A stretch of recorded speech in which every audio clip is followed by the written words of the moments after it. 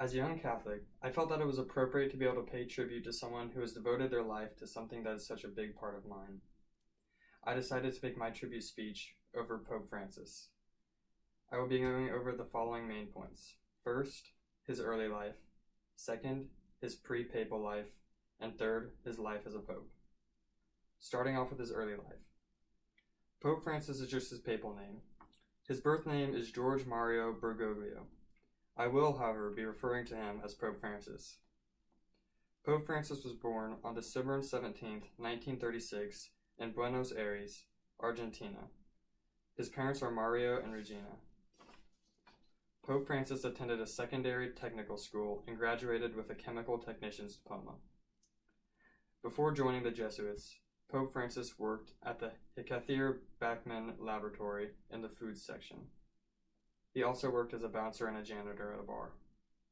His only recorded health issue was at the young age of 21, where he suffered from pneumonia and 3 cysts. Onto his pre-papal lifestyle. Pope Francis showed his first interest into the priesthood when he was inspired by a priest at confession.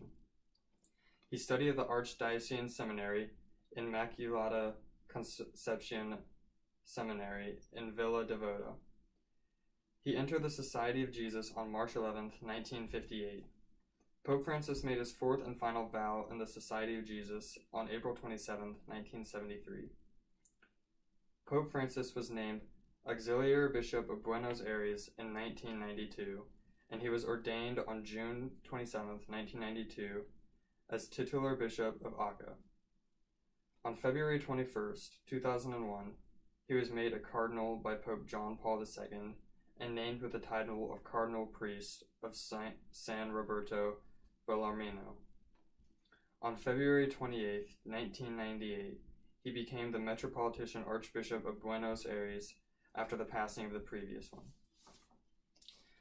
Pope Francis was elected the president of the Argentine Episcopal Conference on November 8, 2005 for a 3-year term, and then for another 3-year term in 2008.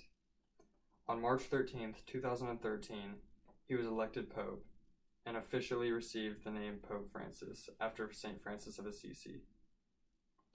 Pope Francis declared that his choice was made after the saint for his concern for the people, for the poor and the homeless.